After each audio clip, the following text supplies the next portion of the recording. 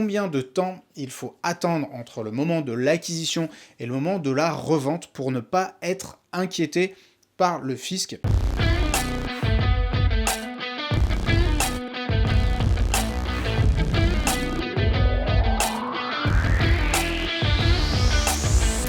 Aujourd'hui, nous allons parler de la plus grosse niche fiscale et surtout la plus démocratique, celle qui est disponible pour tous, donc la plus grosse niche fiscale qui existe en France. Nous allons parler du moyen de se créer rapidement et facilement un capital de départ grâce à l'immobilier.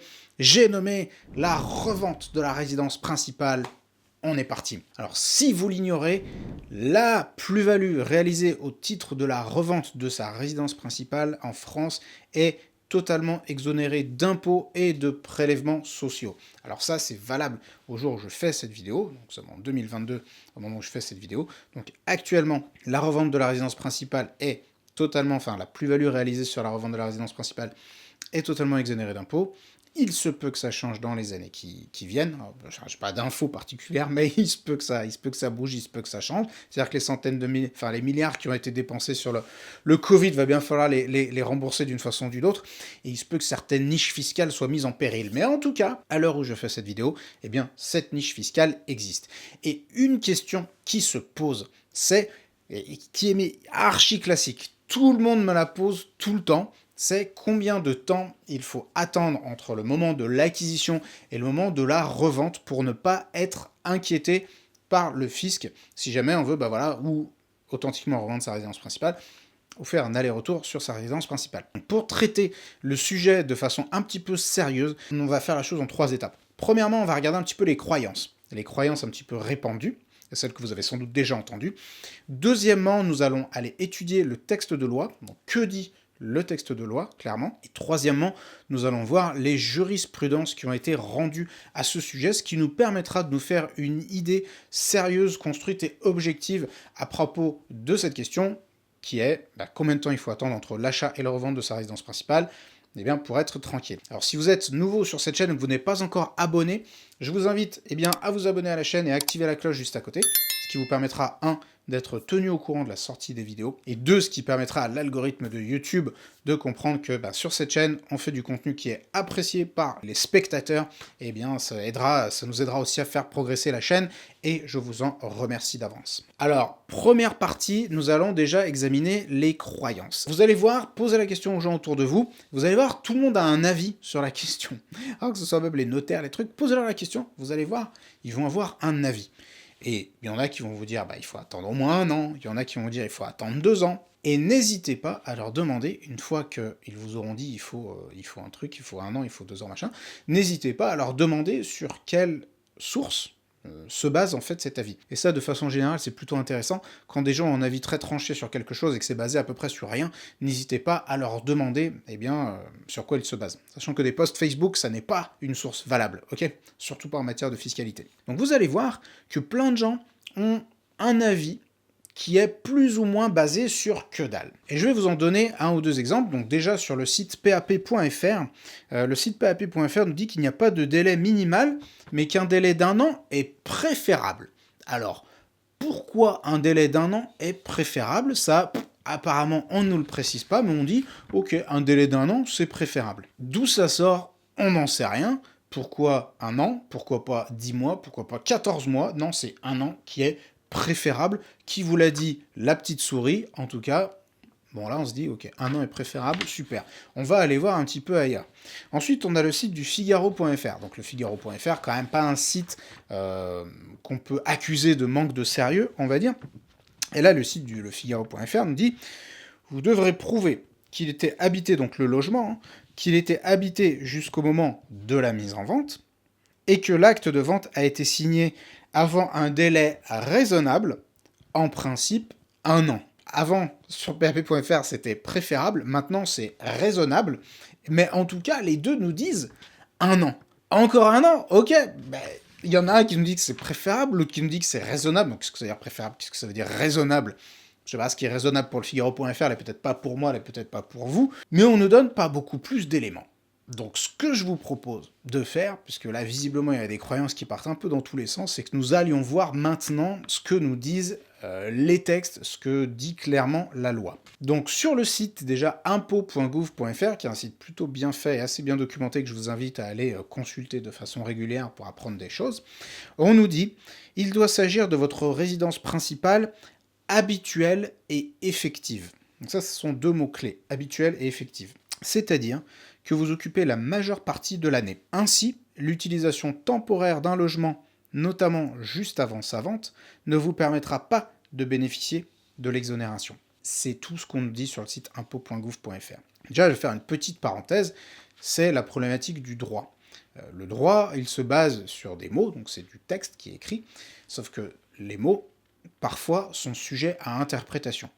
Donc qu'est-ce qu'une résidence habituelle, qu'est-ce qu'une résidence effective, ça peut pas mal se discuter, mais souvent, c'est pas les pires des termes, mais souvent, on peut avoir affaire à cette problématique dans le droit, c'est-à-dire que c'est écrit avec des mots, et que ça va avoir un sens pour la personne qui l'a écrit, et pour moi qui le lis, et l'interprète, surtout, parce qu'il y a un gros degré d'interprétation, eh bien ça n'a pas nécessairement le même poids, la même signification, et donc ça peut poser de gros soucis d'interprétation. Ce qui est sûr, c'est que sur le site impôts.gouv.fr, qui est quand même un site un petit peu référence, on ne nous dit absolument rien sur le délai minimal de détention. On ne nous dit certainement pas 1 an.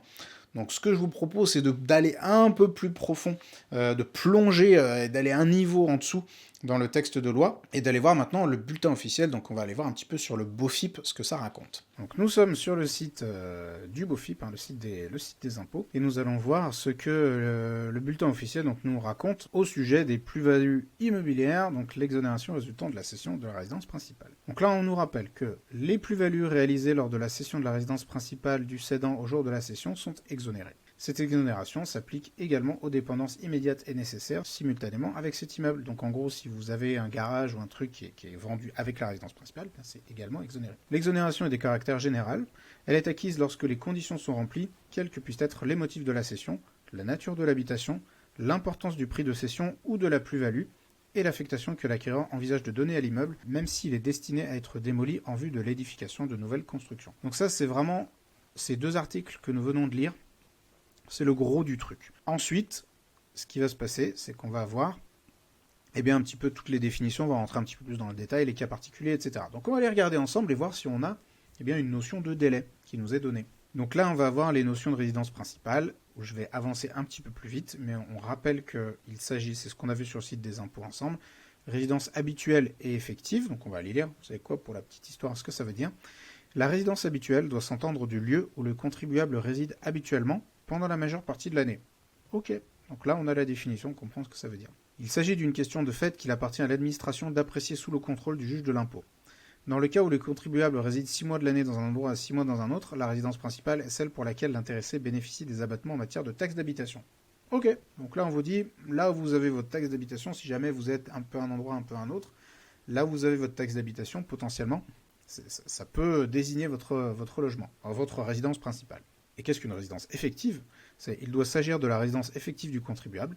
Une utilisation temporaire d'un logement ne peut être regardée comme suffisante pour que le logement ait le caractère d'une résidence principale susceptible de bénéficier de l'exonération. Lorsqu'un doute subsiste, le contribuable est tenu de prouver par tous les moyens l'effectivité de la résidence. Donc là, on vous dit, ok, lorsqu'il y a un doute, c'est à vous de prouver.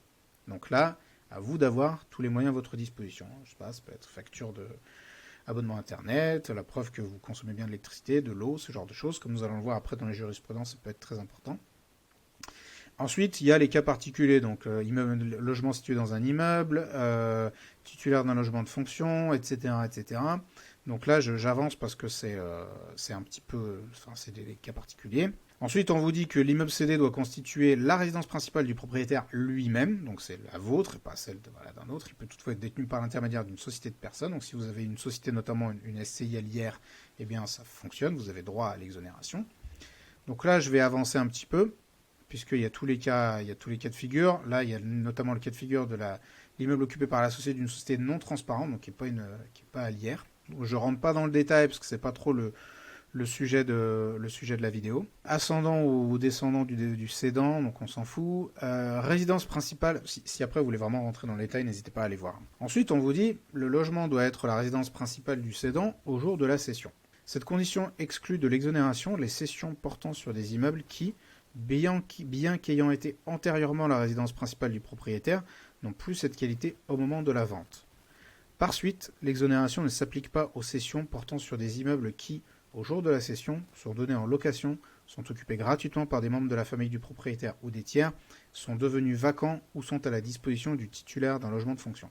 Donc en gros, si c'était votre RP et que maintenant c'est votre fils qui y habite, ou que vous l'avez maintenant mis en location, que en fait le jour de la vente ça n'est plus votre résidence principale, eh bien vous n'y avez pas droit. L'exonération est également refusée lorsque l'occupation au moment de la vente répond à des motifs de pure convenance, et notamment lorsque le propriétaire revient occuper le logement juste avant la vente pour les besoins de cette dernière. Donc en gros, on vous dit qu'il n'y a pas moyen de moyenner et que vous n'allez pas les prendre pour des buses, et que si jamais c'est une location et que vous virez le locataire, vous venez habiter un mois et que vous le vendez pour bénéficier de l'exonération d'impôt, eh bien ça ne va pas le faire. Il ne faut pas les prendre pour des cons. Et ensuite, donc, je vous inviterai à aller regarder dans le détail si ça vous intéresse. Il y a toutes sortes de détails, de cas de figure, etc. Mais en tout cas, ce qui est absolument sûr, je peux vous dire, je l'ai bien lu, en long, en large et en travers. À aucun moment il n'est fait mention d'une durée de détention minimale et certainement pas d'une durée d'1 an. Donc ce que je vous propose maintenant, c'est que nous allions voir un petit peu ce que racontent les jurisprudences en la matière. Ce que nous constatons, c'est que nulle part, absolument nulle part dans les textes officiels, il n'est fait mention de cette durée d'1 an, qui pourtant persiste comme une croyance urbaine absolument indélébile. Et donc, on est en droit de se poser la question d'où ça vient. Donc ce que je vous propose, maintenant qu'on a vu les croyances et qu'on a lu le texte et qu'on n'a rien trouvé de vraiment tangible sur lequel s'appuyer, c'est que nous allions voir les jurisprudences sur le sujet. Alors je vais déjà commencer par définir ce qu'est une jurisprudence. Alors on va voir Wikipédia et le dictionnaire Le Robert. Alors selon Wikipédia, la jurisprudence désigne l'ensemble des décisions de justice relatives à une question juridique donnée. Il s'agit donc de décisions précédemment rendues qui illustrent la manière dont un problème juridique a été résolu. Donc là, ce qu'on dit, c'est qu'il y a eu un problème juridique, souvent un problème d'interprétation, et que c'est la façon dont ce problème a été résolu. Nous allons maintenant voir ce qu'en dit le dictionnaire Le Robert. C'est la manière, donc une jurisprudence, c'est la manière dont un tribunal juge habituellement une question, ou encore, c'est l'ensemble des décisions des juridictions en tant qu'elles constituent une source de droit, principe juridique qui s'en dégage. Donc c'est le droit coutumier. Voilà un petit peu, ça c'est pour introduire un petit peu ce qu'est une jurisprudence, c'est la façon dont la façon dont le texte de loi a été interprété, des jugements rendus à propos de certaines questions, et donc ça n'est plus le droit très théorique, mais le droit tel qu'il est un petit peu interprété et appliqué par les cours de justice. Alors je ne suis pas juriste, mais je pense que cette définition est à peu près la bonne. Et donc la question qui se pose, c'est disposons-nous de jugements en la matière? Eh bien oui, et je vous propose que nous allions les regarder ensemble. Nous sommes maintenant sur le site Les Échos, qui est un site très intéressant que je vous recommande très chaleureusement, dans lequel il y a un article qui est tout à fait passionnant sur une jurisprudence, enfin un jugement qui a été rendu justement en la matière. Donc on va faire un petit peu la lecture ensemble. Aussi incroyable que cela puisse paraître, il a été possible pour un couple d'acquérir une maison, de l'habiter 3 mois et de la revendre avec une plus-value de 135 883 € sans payer 1 centime au trésor public. Donc là, c'est ce qu'on appelle clairement une marge crapuleuse. L'article 150U du Code général des impôts prévoit que les gains d'une vente immobilière soient soumis à l'impôt sur le revenu, à l'exception toutefois de la résidence principale. Donc jusque-là, ça, on le sait. En 2014, un couple aurait ainsi réalisé une économie de 50 956 €, selon les estimations du fisc, en comptant aussi les contributions sociales sur la vente de son bien à Saint-Denis-les-Bourgs, dans l'Ain. L'acte de vente a même été signé moins d'1 mois après l'entrée dans les lieux. Donc allons voir. Seulement, donc là, les gens ont sollicité l'exonération, et là, ils se sont fait retoquer. Donc l'administration fiscale a vu d'un très mauvais œil cette opération. Elle a redressé les époux en 2016 du même montant et lui a infligé une pénalité de 7 000 €. Donc non seulement ils ont dû payer les 50 000, mais en plus 7 000 € de pénalité. Le couple a alors amené l'affaire devant le tribunal qui lui a donné raison en 2018 au titre d'une autre exonération. Le ministre de l'économie a contesté ce jugement, mais la cour administrative d'appel de Lyon a estimé que le premier motif d'exonération invoqué par les époux était bien valable, dans une décision rendue en 2021. Donc, vous voyez, déjà, ces trucs, faut pas être pressé. 2014, la vente à la base, et là, 2021. Et écoutez bien, pour élément de preuve, la facture d'eau de 46 mètres cubes, comparable à un ancien logement, semble avoir suffi à convaincre les juges. La note d'électricité ne s'élevait quant à elle qu'à 8 € environ pour toute la période d'habitation qui comprenait pourtant le solstice d'hiver. Et là, qu'est-ce qu'on nous dit ? Alors que les dispositions de l'article 150U du Code général des impôts n'imposent pas de durée minimale d'occupation avant la cession du bien immobilier, il est suffisamment établi que M. et Mme B avaient effectivement, quoique brièvement, fixé leur résidence principale dans la maison à la date de la cession, concluent les magistrats. Donc là, cette jurisprudence, elle nous dit clairement, ok, en fait, pas de durée minimale. On va voir maintenant si on a d'autres éléments. Donc là, nous regardons une autre jurisprudence sur le site Le Moniteur. Alors là aussi, c'est monsieur et madame B, mais ne pas confondre, ce ne sont pas les mêmes monsieur et madame B. Donc là, qu'est-ce qu'on nous dit ? Deux contribuables, ce sont les faits. Monsieur et madame B font construire une maison d'habitation dans le Calvados.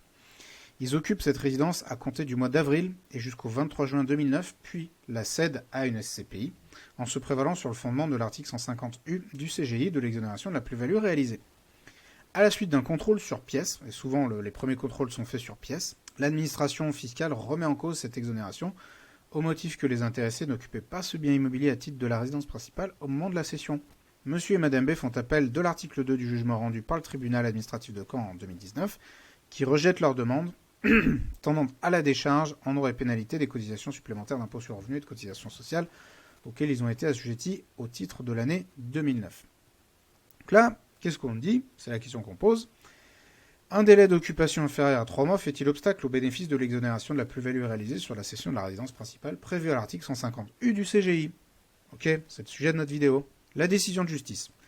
La Cour d'appel rappelle le principe posé par l'article 150 du CGI qui prévoit l'exonération de la plus-value réalisée sur la vente de l'immeuble qualifié de résidence principale au moment de la cession. Elle précise que la résidence principale s'entend au sens de cette disposition de la résidence habituelle et effective du propriétaire au jour de la cession. Là, on revient un petit peu sur ce que nous savons déjà. Sur ce fondement, la Cour d'appel conteste le fait que le bien litigieux constituait la résidence principale des époux en s'appuyant sur un faisceau d'indices.